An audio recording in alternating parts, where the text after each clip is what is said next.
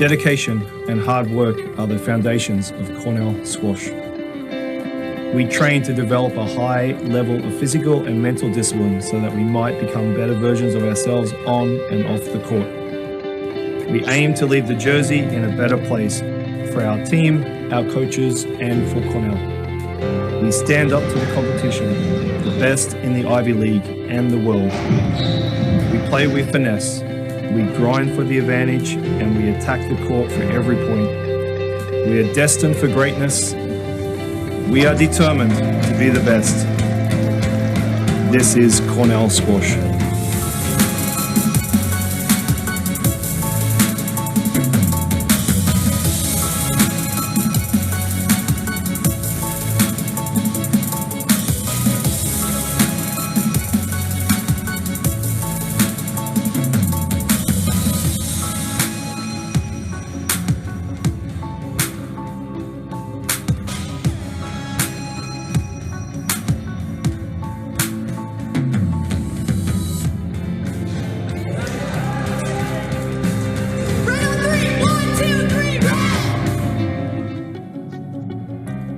Here at Cornell, we feel so lucky as players to have David and Mark as coaches.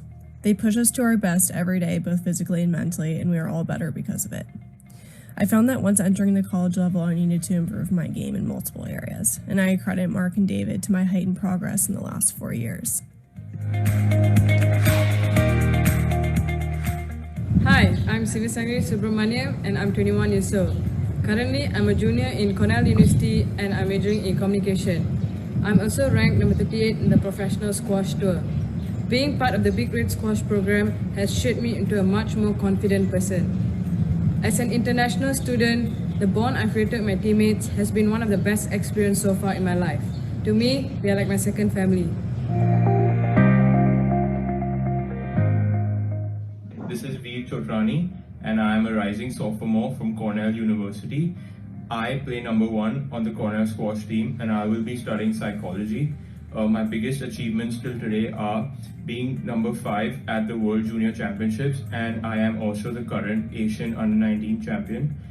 Being a part of the Cornell squash program has been a very enriching experience, and traveling with the team has really created very close bonds between all of us, and these bonds are lifelong, which we must cherish forever. And I really look forward to being back with my team to end a successful season. Thank you.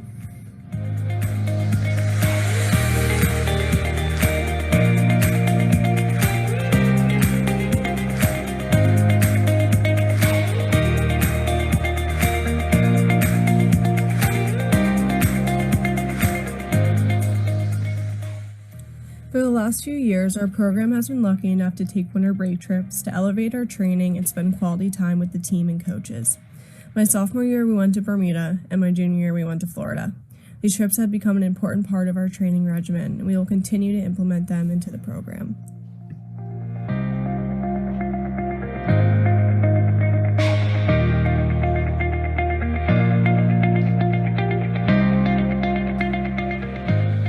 We've had such a good time on these trips. We've been able to cool down by the beach and do strength and endurance work in the pool, while of course getting intense court time throughout the week.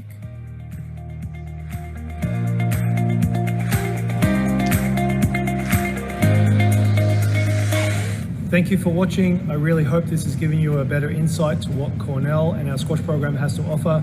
Please reach out if you have any further questions.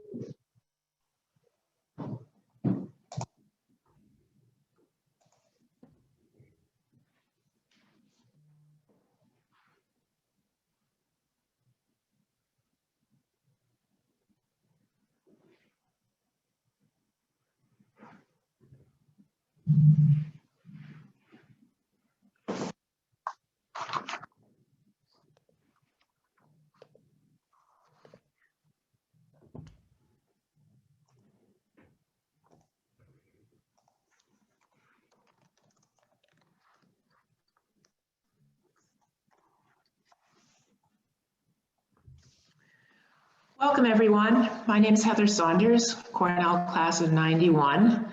I'm the Vice President of Programming for the Cornell Club of Greater Philadelphia.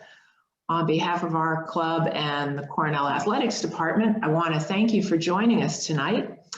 We're really glad to see you all here in support of the Cornell squash team, our Philadelphia Alumni Club, and of course, the university itself. We're really delighted to host head squash coach David Palmer and an amazing group of student athletes tonight.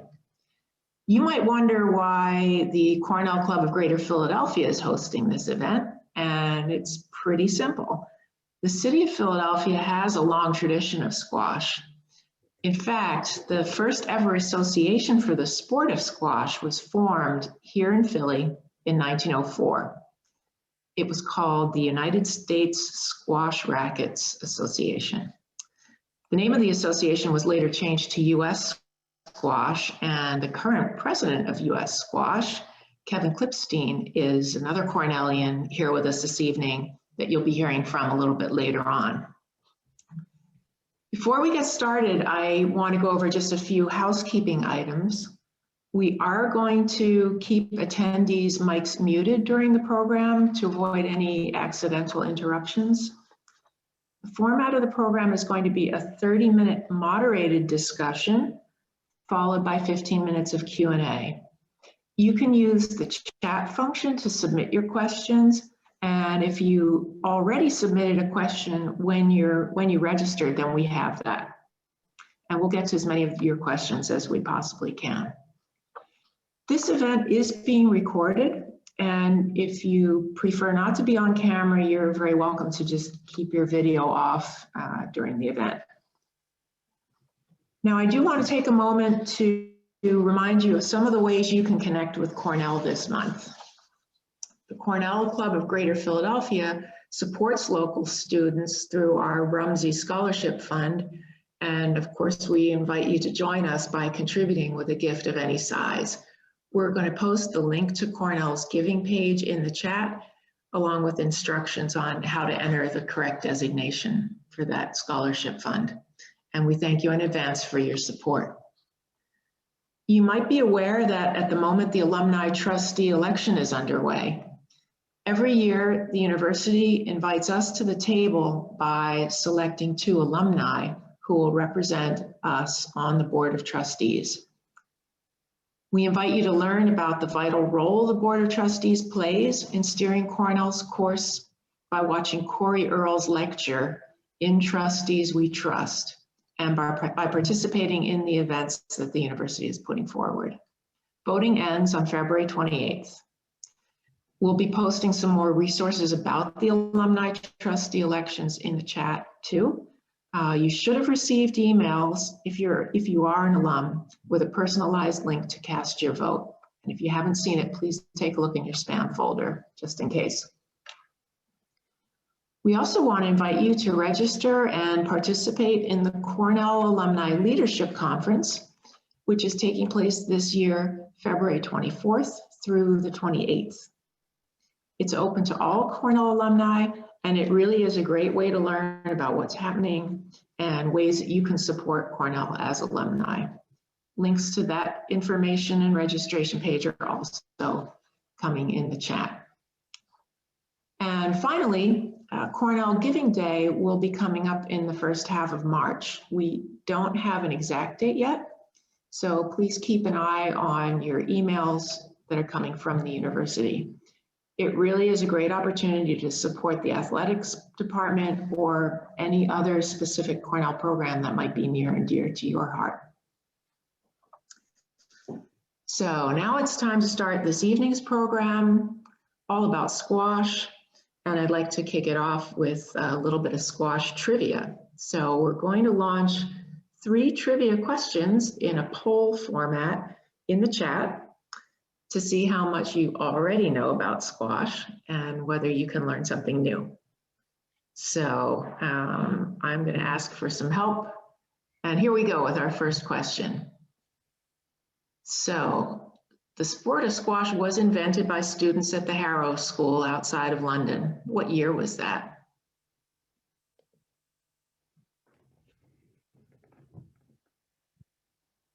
Okay, I think at least some of you were paying attention when I said that the first squash association was formed in 1904. So that kind of eliminates one of those answers.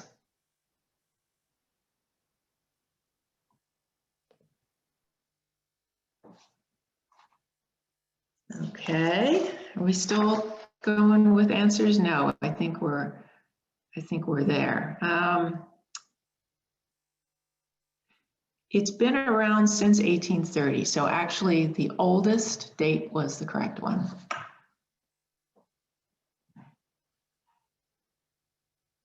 Do we have another question, Gisela?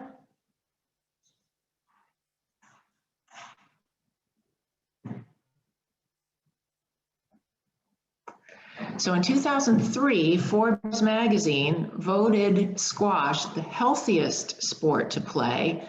And I believe that was primarily based on how many calories you could burn in an hour of squash. So what is that answer? How many calories could you burn by playing an hour of squash?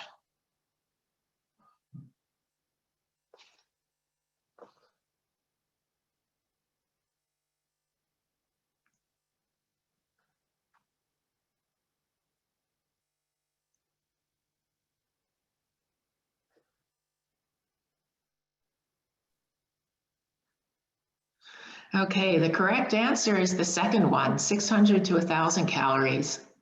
Although I commend the optimism of those who said 1,000 to 1,400.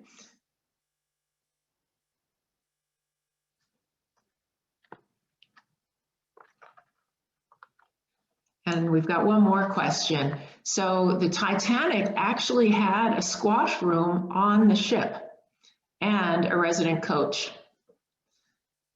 And the question is, how much did it cost? How much did it cost first class passengers on the Titanic to get 30 minutes of squash?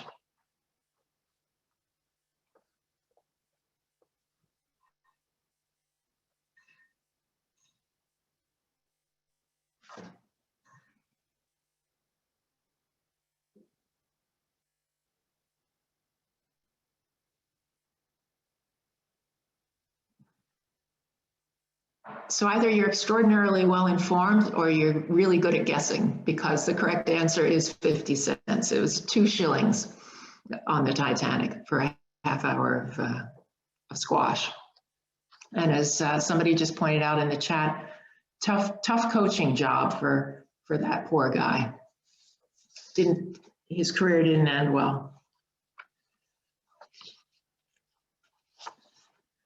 Okay, so I'd like to introduce now our moderator for the discussion, Scott Zelov. Scott is a native of the Philadelphia area.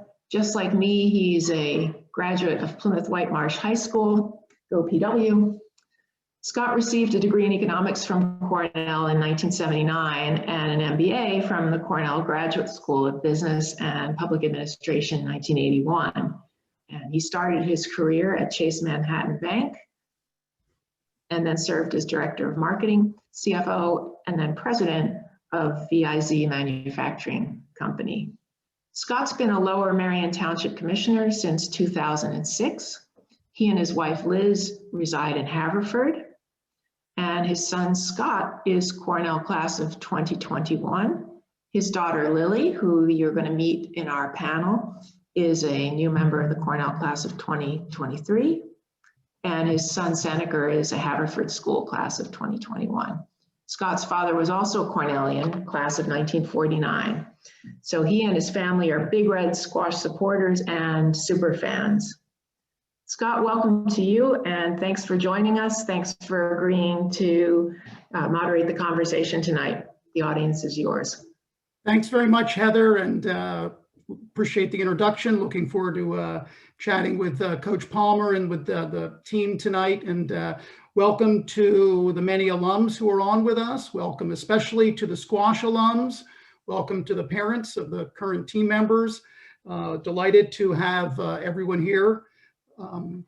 My squash career started at Cornell when I bought a wooden racket in my freshman dorm and went to the Grumman squash courts, and Coach Eddie Moylan taught me how to play the game. So Cornell Cornell squash was a long way, far ahead of me. It has certainly come a long way since then.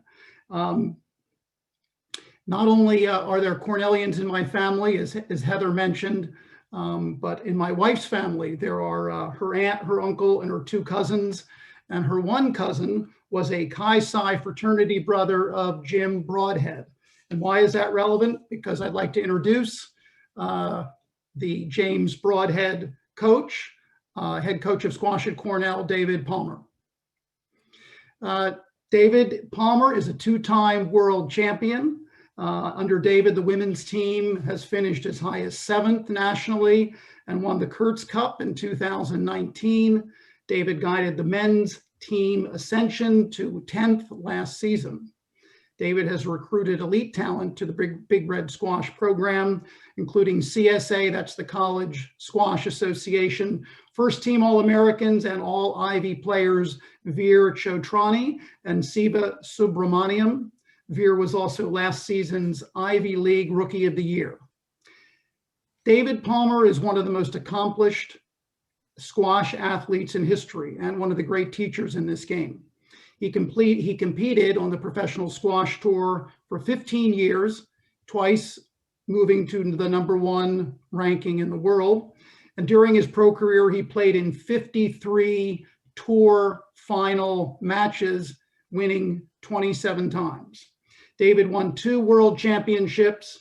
He's a 4-time British Open champion, and he was ranked in the world top 10 for 10 consecutive years. David has also captained the Australian national team 6 times. He won 7 Commonwealth Game medals, 2 of them were golds. He was named Australia's Senior Athlete of the Year 4 times and was voted Player of the Decade. And David Palmer was awarded a Medal of the Order of Australia, which is an award that recognizes Australian citizens for their achievements. So David, I'm going to come back to you in a moment with some questions, but first, second, I'd like to now introduce the players that David has selected to represent the team tonight. There are 5 of them, and rather than me introducing the players, I'd like them to introduce themselves. And so if you would, players, tell us your hometown, your college at Cornell, your major, and then tell us about life on campus this year in the year of COVID and with no squash matches. And so how does it compare to prior years on campus? Let's start with Sydney Bednar. Hi, Sydney. Hi, I'm Sydney. I'm a sophomore on the team. I'm from Greenwich, Connecticut, and I'm an information science major in the College of Arts and Sciences. So, you know, playing sports here during the pandemic obviously has been very different for everyone. But we did get a chance to be on court and to do some training on the tennis courts.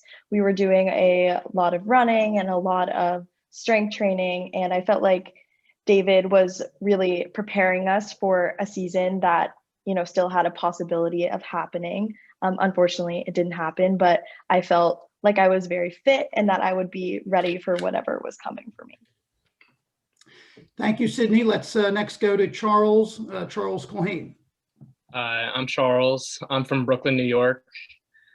I'm in the ILR school, which is the Industrial Labor Relations School, and I'm also trying to get a history major.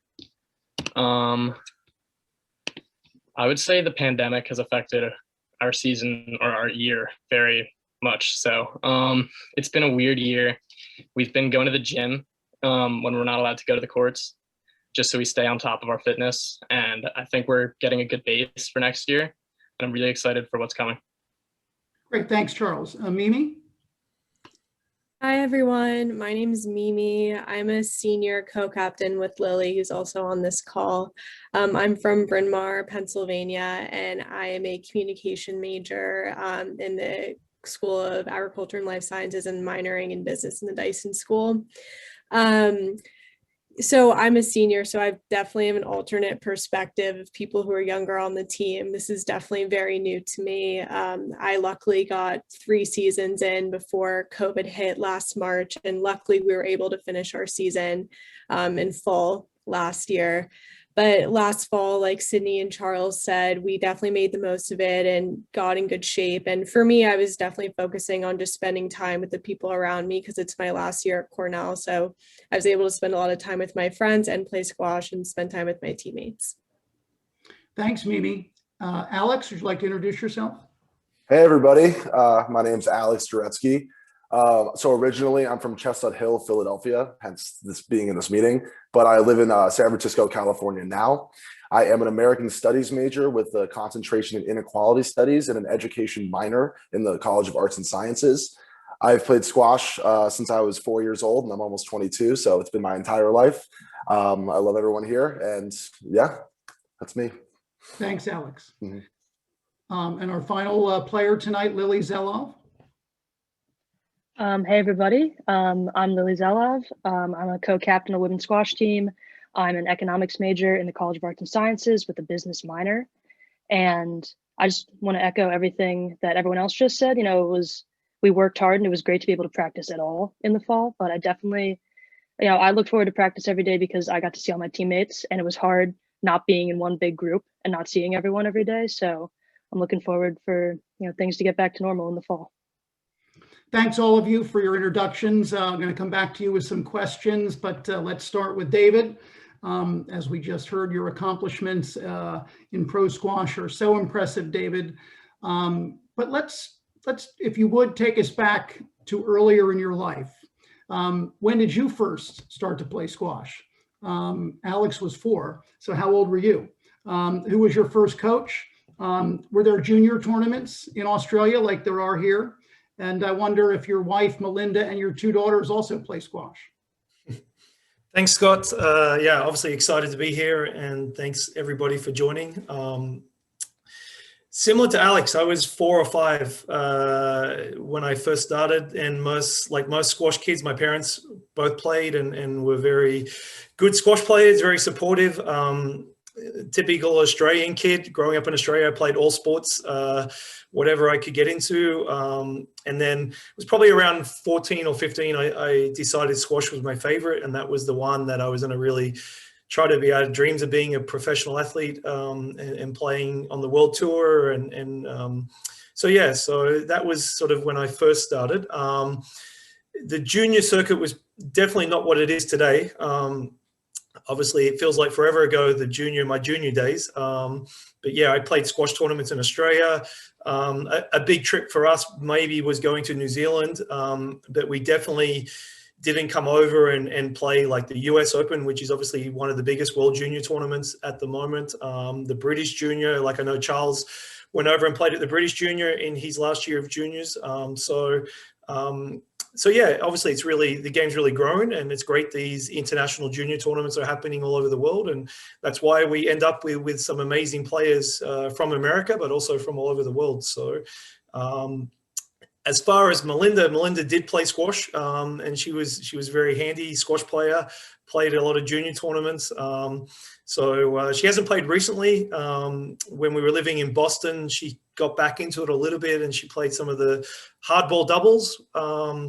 So that was her sort of squash thing. But yeah, I think squash is a life game. I think everyone on this call has played squash, or their kids have played, and I think that's something that's underestimated, that no matter where you are, there's always opportunities to play all over the world, and it's so easy to find a match. And so it's been a life thing for me. And then my 2 daughters, Kayla and Miley. Kayla's the older one, 14. Kayla, she's not a squash player. She's a volleyball player. So she never went to it, and I was adamant that I didn't want to force my kids to play, but I wanted to give them a choice. And for her, volleyball was her love, and she's doing really great with it. And my younger daughter, Miley, who's 11, she's played different sports, but now she's coming to squash, and she's played some junior tournaments, and she's starting to like it. And she loves coming in and being around the team. Funny enough, more the girls' team than the men's team, but she loves coming in and hanging out with the team. And so yeah, that's sort of my little background on how I got involved with squash. So in addition to being a collegiate head coach, you are also a junior squash parent.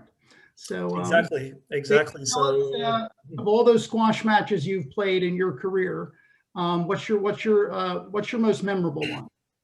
Yeah, I get this question a lot. It's not easy. I played on the tour for like 18 years, and I'm very fortunate to win some amazing titles. I still probably go back to the first British Open. The British Open is like the Wimbledon of squash. When I won that in 2001, I beat Chris Walker in the final. And when you stand there and you've got the trophy in your hands and you see all the great names of Jonah Barrington and Jeff Hunt and Jahangir Khan, Jansher Khan, and all these amazing names, and you realize that your name's going to be on that trophy with those amazing players, I think that's the moment I still remember. Obviously, yeah, the two World Opens, probably the last one I won in Egypt, out in front of the pyramids. That was an amazing setting. If you've seen the glass court where they set it up in front of the pyramids at nighttime, that's unbelievable experience as well. But yeah, probably the first British Open. David, thank you so much. Let's turn now to the players, and we're going to go. We'll take it in reverse order, starting with you, Lily. So tell us a little bit about what's the difference between being a high school player, a junior squash player, and then playing varsity squash at Cornell. How different are those two experiences? Yeah. So playing like in the junior circuit is definitely challenging. You're really kind of in it alone, which can be tough. And that's why I leaned on my high school team so much. And the reason that I love squash and continued it in college was because I knew that being on a squash team was an amazing, amazing experience. And I was on the Agnes Irwin team for 3 years and had the absolute best time with those girls. And it's crazy that like I didn't think it could get better than the relationships I had at Irwin's, but when I came to Cornell, it did. And being a part of this team is the reason I love Cornell so much. Every girl on the women's team has just been so incredible from my freshman year to now. And the men's team is incredible too. And it's just an amazing community. And it is definitely something I look forward to every day. Thank you very much. Alex, what do you think? Well, I didn't have a high school team to play on. So I was really on my own for most of high school, just going from West Coast to East Coast pretty much twice a month or once a month for years and years and years. And I've never been happier now that I'm on a team with some of my best friends. I think the support that I've, been given and the support that I'm able to give to the people on this team is, it's very heartwarming. It's very rewarding. And like I said earlier, I'm a huge fan of everybody on the women's and men's team. And it's just so much more fun now. I was so lonely for 10 plus years on the junior tour, just doing my own thing, trying to be the best player I could be. But now that I have a group of guys and girls that really trust me and support me, there's nothing better. Thanks very much for sharing that. Mimi, as a senior, it's really a good opportunity for you to reflect on this. Yeah, so I was lucky. I had a really great high school experience. I played for a small boarding school in Massachusetts. And when I was there, we had a lot of success and we were kind of known to be a really tight-knit and very successful and talented team. So I was really excited to go to Cornell, but I obviously thought it'd be hard to match that experience that I had in high school. And it surpassed anything I could have ever expected. I loved playing in high school, but the team, our women's team especially, we are so tight knit and more tight knit than I ever thought we could be than we were in high school. And just the time commitment to playing at a collegiate level, you're spending more hours with the team, spending more time with your coaches. So that just kind of accelerates the closeness and tight knit. Thank you. Charles? In high school, I had a very different experience than I do here. I had a volleyball coach for my squash coach for the team. Well, David coaches volleyball. He watches volleyball for his oldest daughter, but yeah. So she didn't really know squash, so I only played it for my team for a year. And then I would say juniors was very competitive, and it kind of seemed cutthroat, and it kind of seemed like families were pitted against each other. And coming to Cornell, it kind of all changed, and everybody became a family. And it seems like everybody has each other's backs, and you celebrate together. When you lose together, and it's just a really motivating place. And I'm excited for next year. Thank you. Sydney, what do you think? Yeah, I definitely had a similar experience. As Mimi said, I also went to a small boarding school in New Hampshire. So I was not really playing junior squash as much. I was more focused on my team. I had Saturday classes, so I wasn't really leaving on the weekends. And kind of what Lily said too, I thought that it couldn't get better than the relationship that I had with my team. I just absolutely loved playing squash. As a team, it completely changed the sport for me. It really made me want to play in college. And then ever since I've been at Cornell, the team has definitely been a family for me. And since I was a freshman last year, just coming in and having a group of people to support me all the time and just to be around was great. So yeah, could not be happier. Thank you. Thank you all for sharing those thoughts about what it's been like as the transition from, and the difference really between high school and college and squash. David, back to you. So you won a world title when you were 26, and then you did it again when you were 30. And so was it harder the second time? And maybe you can tell us, what does it take to become a world champion?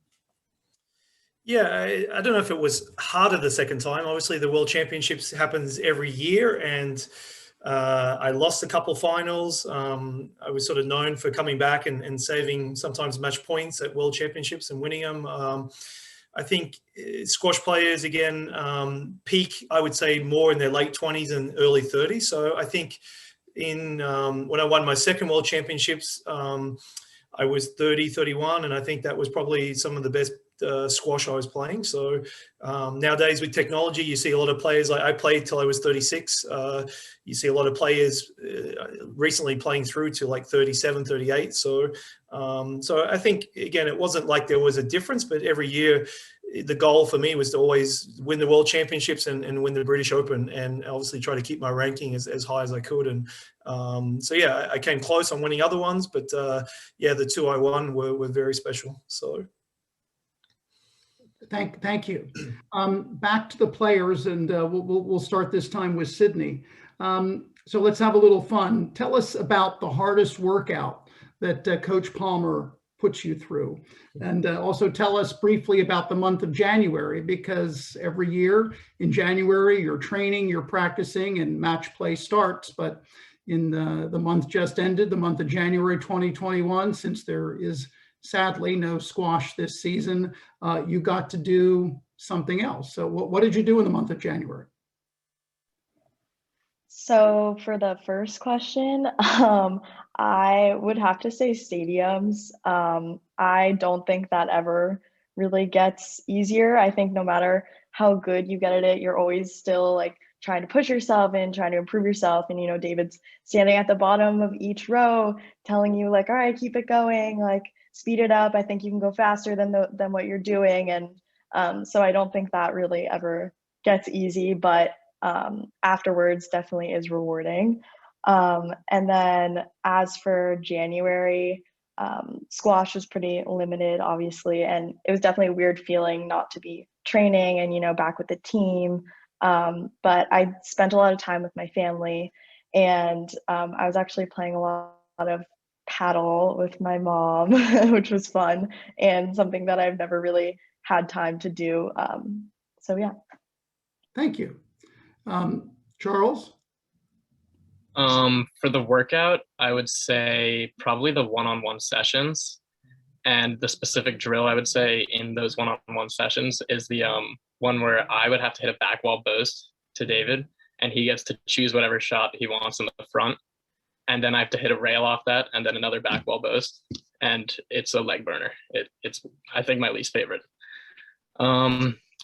And for the month of January, I drove out to Colorado to spend some time with my mom and my stepdad, Monty. And then I drove back, was only out there for a week, and was in the city working out for a week and a half, and then came here. Got it. Okay.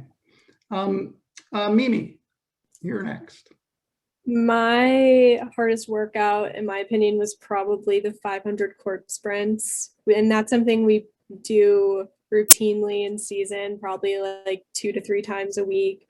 And that'll be the first thing we do when we walk into practice. And it is how it sounds. It's 500 court sprints. And not only is it physically very challenging, but to me, it's also mental, because you also have to like strategize how to count if you want to count in 25s or 1 by 1. So I think it's equally as mental as it is physical. And for January, I just spent time at home with my family. I'm going to be moving to New York in July to start working. So I've been using this time to spend it with my family before moving. 500 court sprints is hard to conceive of. So Alex, what is the hardest workout that Coach Palmer puts you through? You know, Scott, I don't think it's the hardest workout, but the workout that comes to mind for me is the 7 minutes of ghosting before I play a match. And that's something that Coach Palmer and Mark have instilled in me. And I think that is what really built my discipline and has made me I'm just a much better player overall. And that's what's made me more engaged in all the other hard drills we do. You know, having that baseline, just working on my movement is really very formative for me. And then in terms of January, I was just back home, San Francisco, working my butt off. I didn't know what was going to happen with this season, to be honest. Now that it's fully canceled, it's a real bummer, but that didn't really change the way that I trained and how I want everyone else to train. Thank you. Lily. I would have to agree with Mimi that the court sprint pyramids were definitely the worst workout we've ever done here. And over January, I was really fortunate. I was able to go out west and ski in Utah and Colorado.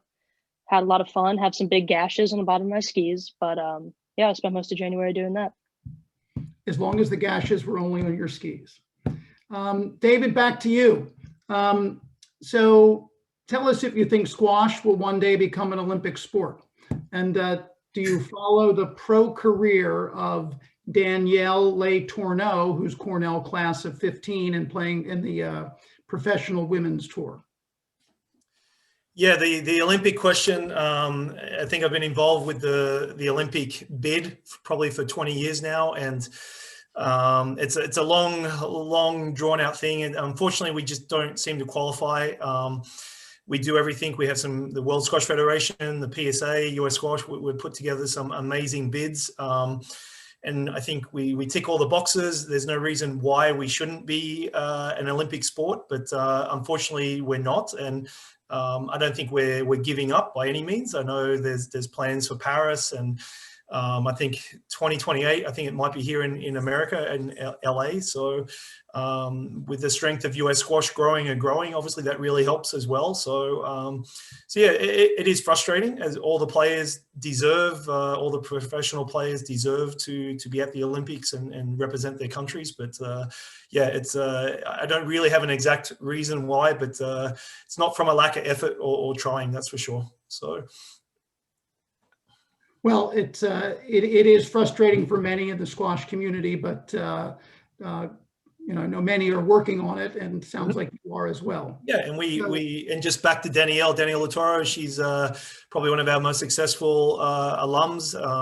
She graduated, I think, in 2014 before I was here at Cornell, but she's played for Canada. She's really working hard. She's based in Egypt at the moment. She's up into the top 20, 25 in the world now. So I know she's following our program and even like still using her Cornell email address, which is nice to see. And so yeah, she's doing great. And yeah, we interviewed her last year, and she's one that's a big follower of our program, and it's great to see her come through Cornell, get a great education, and follow her dreams onto the world tour and really do well. So. And as you point out, one of the many benefits of a Cornell education is you get to keep your email address after you graduate. Yep. So David, our athletic director, your boss, Andy Noel, is on the call with us, and we're delighted. And Andy is a tremendous athletic director for Cornell and a big supporter of Cornell squash. So do you want to tell us in what ways he's supportive? Yeah, no. In my four or 5 years now, Andy's been a big supporter from day one, and he's been helping the squash. He's the AD representative of the Ivies for the squash, so he's on our meetings with us with the other head coaches, and he's been at a lot of our matches. He's one of our biggest supporters, and he's been great during this pandemic with Cornell, all the sports. Yeah, there's been obviously tough decisions come out, and obviously the team, I think it's important to mention how much the team went through in the fall semester trying to get ready for a season. We went through lots of different hurdles, different phases, lots of restrictions. Not easy for the team to stay motivated. They get tested twice a week. We were training outdoors, and then we finally got indoors, and then finally onto the squash court. And then after all that work, after a few weeks of almost getting ready, and then unfortunately the winter season got cancelled. So, but everyone took it, I thought, really well, and everyone's come back pretty much now. And a few players stayed overseas in their home bases, but I'm really proud of what the team's done. And again, I know Andy's had a couple stressful days as well. Obviously, the big announcement today with the spring sports, but the good news was when we got the graduate approval, so the senior kids could use their eligibility, and that really. There's two players on the men's team, probably Luke Park and Johan Sodi, that will benefit from that. And I know how much Andy has been fighting for this rule change for so many years. So it's great to have Andy's support. And I know it's been a really stressful time, but it's great to have someone AD like he is, supporting all sports at Cornell. And for the Ivy League to finally make a change, as you just mentioned, so that at least this year seniors can have another year of eligibility and do so as graduate students. And Andy, I understand, has led that effort, and really such an important change for senior student athletes at Cornell and in the Ivy League. So let's go back to the players. A couple of quick questions. Other than playing varsity squash, what do you love the most about Cornell? And we'll make that one question. Why don't we start with you, Lily?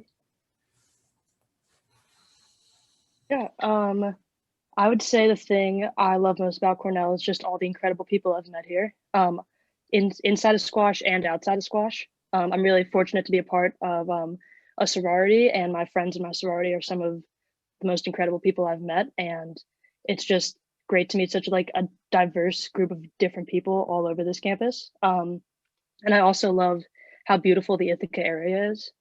Every time of year, it's just an incredible place to be. So I'd say that's my favorite part about Cornell.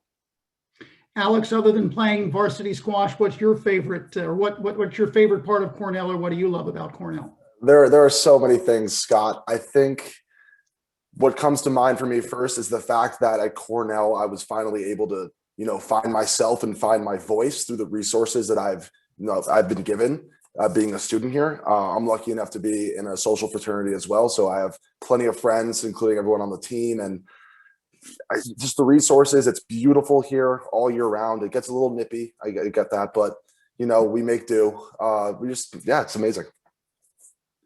Mimi, what do you love about Cornell? The things that Alex and Lily said, I agree with. Probably to add on to that is probably living in College Town. This year I get to live with 10 of my best friends who aren't on the team. So I'm really lucky to have that group of people. But also, if I ever want to see a teammate who doesn't live in my house, or a close friend who lives in a different house, I can just go walk and see them with ease. And I love living in College Town. Great, thank you. Charles, other than varsity squash, what do you love about Cornell? I would say the nature up here. It's beautiful how you can walk basically anywhere and find a gorgeous trail or like a waterfall, because there are so many here. Reiterating what everyone else has said, also the amount of people I've met is unreal, and the amount of diverse people I've met adds to it.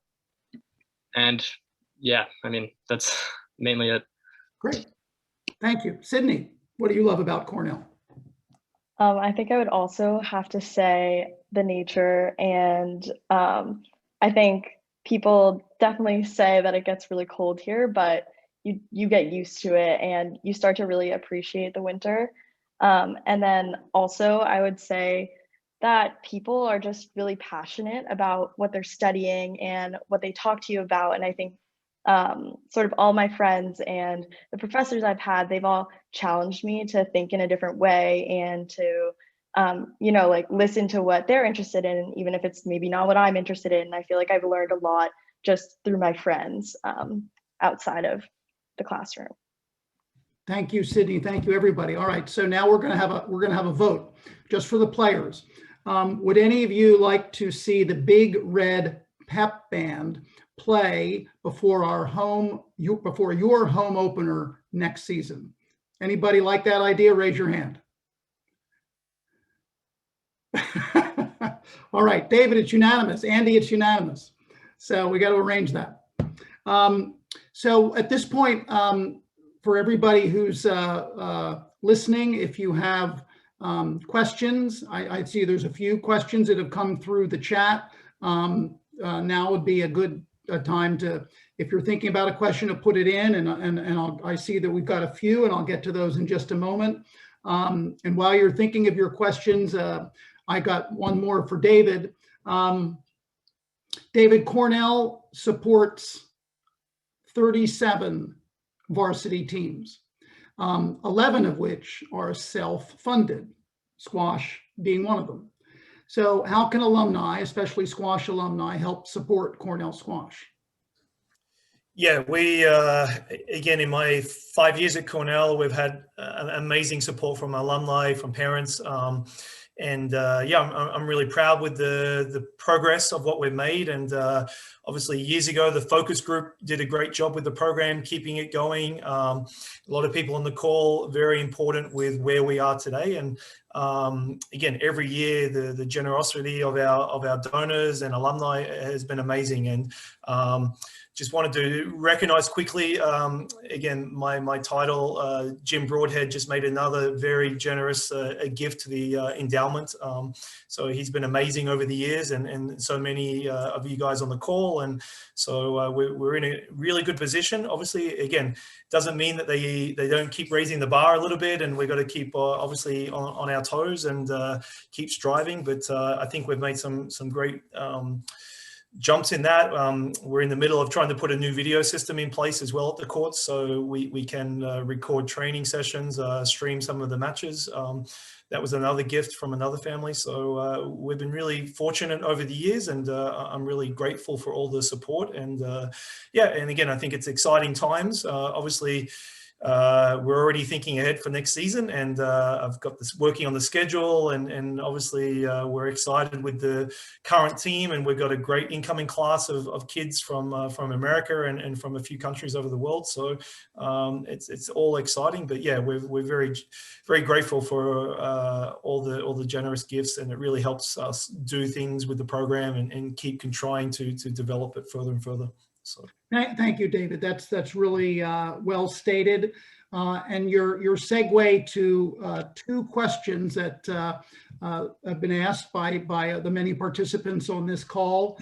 How has COVID impacted recruiting, and what does the next season look like in terms of players and how competitive we'll be? Yeah, obviously COVID has affected all sports and all recruiting across the board. Obviously, it's definitely been difficult for kids not being able to come to campus to do visits. It's been 12 months now without any junior squash tournaments. So as a coach, often we rely on rankings and ratings and going to junior tournaments, sitting at squash clubs for hours and hours, watching matches, studying kids. And obviously that hasn't been possible this time. So very difficult for the incoming class, and obviously the class we're recruiting, the 2022 class now. And kids are obviously trying to be resourceful. Squash around America, certain places the courts were open, some places they weren't. Some have we're fortunate enough to have access to private courts, but we're really relying heavily on videos, kids sending us videos, keeping us updated on their level. So yeah, it's been a tough recruiting, but it's the same for everybody. And Mark and myself have been very putting a lot of hours in studying videos, phone calls to coaches, high school coaches. So it's been different, but we're still hoping that we're going to end up with some great recruits. And as far as the season, obviously, yeah, it's still way too early yet to tell, but obviously there's positive signs that we're hoping by November, which normally our Ivy scrimmage is the first event for the squash team in November, that we will be as hopefully back to normal as we can be, and the team will get to travel and compete. But obviously there's lots of things that still have to happen. But I know obviously all the Cornell teams and sports are planning for the future, and the CSA is heavily involved with planning and trying to again make the most of this situation. And again, we want the best for our team and for the students. So we're really hoping the next season will happen, and we're all working very hard to try to make that happen. David, thank you. And so we've gotten a question that probably is on the minds of a number of people, and I know Andy Noel's on the call. So Brown dropped squash. Hard to understand. Doesn't make sense to me. But then there's general pressure on athletics. So tell us about the future of college squash, the future of Cornell squash.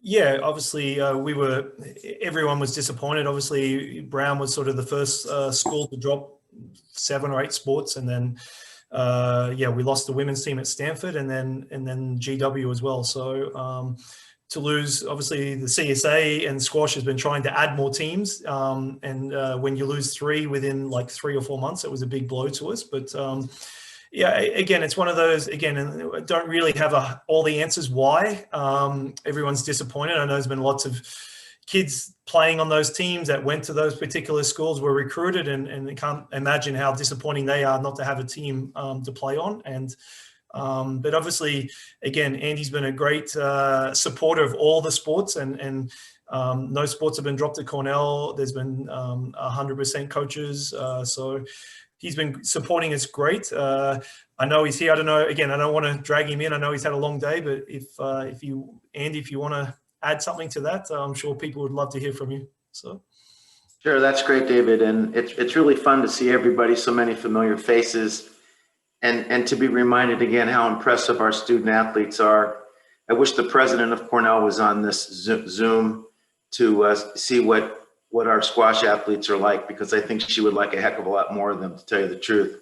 So a couple things. What happened at Brown, in my opinion, is that, and I don't remember exactly. I used to have it memorized, but it's been enough weeks now or months that I've forgotten. But the men were something like 1-32, and the women were something like 0-33, some crazy number. And so they were non-competitive.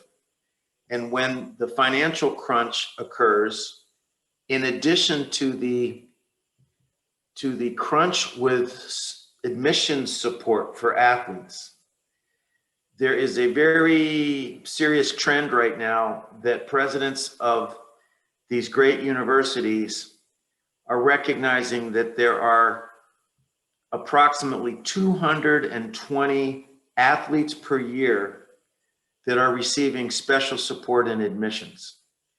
And most presidents think that's too much. And so when there's a situation where a team is non-competitive, and there's pressure on the director of athletics to try to remain competitive across the board with fewer admission spots. And when I say a spot, the spots are earned. They're not wild cards, but they are spots. And there is certainly there's some advantage to having advocacy from the Department of Athletics and the admissions community. But that's a double whammy for them. And that's actually what happened. I pretty much know for a fact that's what happened. And I want to say a couple things. You asked David about squash at Cornell. I can simply say that as long as I'm here, squash is an incredibly important sport at Cornell. It is a test. It's a physical test. It's a mental test. It is such a beautiful game, and it's a game that you can play your entire life. And so if universities care about sound mind and sound body, they need to remember that squash allows for a sound body for deep into your 80s, I would think. And I don't know how further than 80 years old, but I wouldn't doubt that there are players playing that are 90 years old. And I just want to say that it's up to the squash communities across the country, because I believe that there isn't any safety in collegiate sports that is guaranteed unless the sports are endowed. And I just remember an example in one of our sports, gosh, it was 20 years ago, that it was made a self-funded program by two directors of athletics ago. I was coaching at the time. The coach was so upset, he wanted to blow up Day Hall. He wanted to blow up Teagle Hall. But in reality, when that happened and the alumni stepped up and fully endowed that program, it is one of the safest sports at Cornell now. And they can count on being around for the next 50, 60 years. And so in a way, it was a gift to them, although it was certainly bitter at the time. And before I leave my position, I want to see as many varsity teams at Cornell get as close to being fully self-funded as possible, because then, depending on who the director of athletics is and depending on how the economy is and all sorts of variables outside our control, then there's honest security. And I will also say something perhaps embarrassing for David. And I did say this at an event I spoke at three years ago, a squash event 3 or 4 years ago. But my intention while I'm here is to have us raise as much money as possible, because I want to pay our head coach and our assistant coach as much as possible. So, and of course, fairly, but as much as possible, so that they can look at their tenure at Cornell as the best place to be. And I'm on a mission to do that. And I need as much support as possible to the annual fund, because that helps us in that regard. And also, the endowments that come from folks like Jim Broadhead, that just sets the program up for security way into the future. And my intention is to have David Palmer retire from coaching at about age maybe 75. I'm 70 right now, David, so I think you can beat me by about 5, because you're Australian and you're very fit. And so you need, I want David to be here until he's done.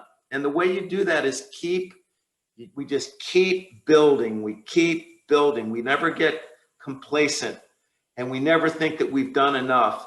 And, so I would just say these endowment gifts in support of the annual fund, when that number goes up, it's because of inflation, bus travels more. We provide raises each year, and we want those raises to not be de minimis. We want them to be really adjustments as much as possible. And so we have a moment in time at Cornell right now that we may never have again. And that's with 2 amazing coaches who are extremely talented at their craft, but they're also 2 of the nicest people on the planet. And we've got Kevin leading US squash, and we're just in a sweet spot right now. And instead of being pleased that we're in the sweet spot, which we all are displeased, but let's use this moment in time to just make a major step forward and try to bury the competition and just keep going forward. So one other comment, Paul Asianti said to me when Trinity came in, and I knew Paul when he was the Army tennis coach, if you can believe that. That's a long time ago. But he was standing with me and he said, you know what? David Palmer coming to Cornell to coach is the biggest news in collegiate squash.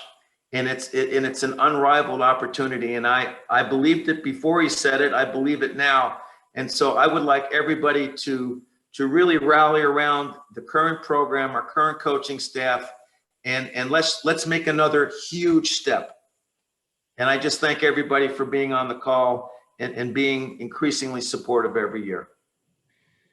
Andy, thank you so much for all that you've said, and for everybody listening. This was unplanned and unrehearsed.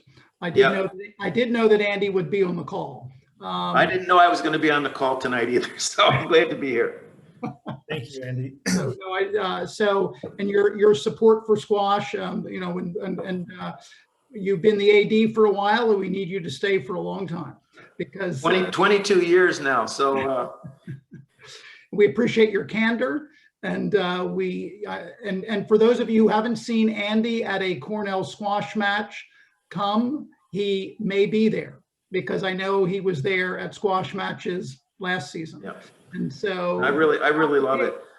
Scott, I will make one other comment, Scott. I'm blown away in today's game how these athletes get to the ball. I mean, there are shots that look like they're an easy score, an easy point, and somehow these athletes get there. It looks impossible. And I just respect the game so much and the athleticism that it requires.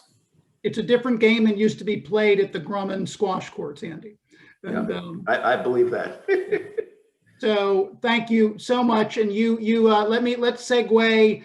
You mentioned Kevin Klipstein. I'd like to bring Kevin on briefly. Kevin is the class of '91, a squash alum, and he is the president and CEO of US Squash, and has been in that position for some time. And US Squash is about to open the US Squash Center, the National Squash Center. And we'll segue back to the beginning of this call. It's in Philadelphia, and this event was sponsored by the Cornell Club of Philadelphia. And but Kevin, isn't your best decision as the CEO is hiring Charlotte Nagg's Cornell class of 18 to be on the US Squash staff? Absolutely. If we can safely get her back from Trinidad and Tobago, where she's working out of now. But we've got staff working all over the country, and Charlotte, I can tell you, is exceptionally smart and is a great value to the team. So she's been fantastic. Wonderful. So I see the US Squash Center is behind you. That's right. That's right. Yes. Is it open? Tell us about it. It is not open. This is a view from the third floor, our broadcast and media center, where our coders and developers will sit mainly. And we expect the center to be open to our high performance athletes and our staff in March. So it's very, very close. It has 20 courts, including 2 all-glass exhibition courts, 2 North American doubles courts, which are the blue walls you see behind me, and our Hall of Fame, our national headquarters, a chapter of the local squash and education program. So there's a lot packed in there. I know it was a project that has been underway in the planning stages and the fundraising stages for a long time. It's on the Drexel campus. David, I understand that in your 22 schedule, you have the Cornell squash team playing some matches in the new US Squash Center. Yeah, we hope to. Again, I think we always try to play a few weekends in Philadelphia, and a few teams like UVA, where it's just too far to travel and we meet halfway. And we have some, again, lots of supporters in Philadelphia, and I can't wait to walk into that National Center. We've been following it. The plans look amazing. I know a lot of the top American players have moved to Philadelphia to be based there, and the potential of what they can do out of that center will be amazing for the team. So I look forward to playing some matches. I'm sure we're going to do the championship weekends there as well, and it's going to be great. And again, we have lots of supporters, and again, I'm looking around the screen seeing names, and one that pops up is Mr. Flannery, who's he's always a big supporter of us. Kevin was a captain in my first year on the team, and we've been to Mr. Flannery's house for dinners, and he's been a big supporter. So him and many others, again, we always love playing to Philadelphia. So we look forward to being at the National Center, and it must be exciting, Kevin, to be so close and opening the doors, I hear, pretty soon. So. One final question, Kevin, if I could, that's been asked a couple times. What is U.S. Squash doing to keep squash courts safe for play? Well, we're doing quite a bit.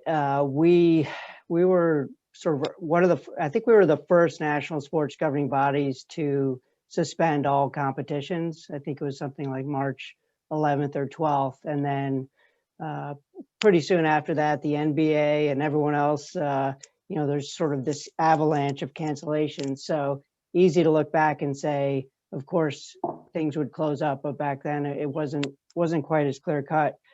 Since then, though, we sort of turned around pretty quickly and have really comprehensive information on our website.